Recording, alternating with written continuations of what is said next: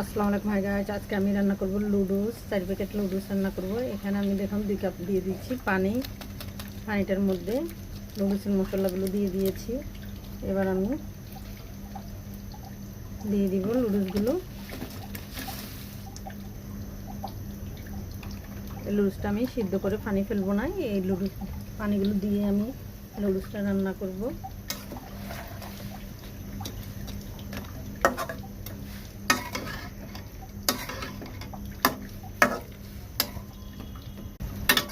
4 packet লুডুসের জন্য আমি 2 cup পানি নিয়েছি। নিয়ে দেখুন লুডুসগুলো আর অল্প একটু পানি আছে, পানিটা শুকাতে শুকাতে লুডুসটা পুরোপুরি সিদ্ধ হয়ে যাবে।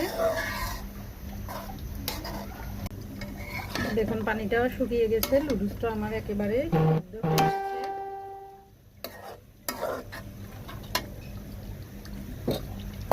এখানে আমি একটা আলু, 2টা ডিম, পেঁয়াজ, কাঁচামরিচ আলাদা ভেজে নিয়েছি। দিয়ে এবার এগুলোর সাথে মিক্স করে নেব।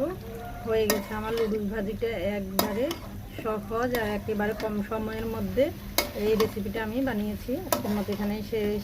আল্লাহ হাফেজ।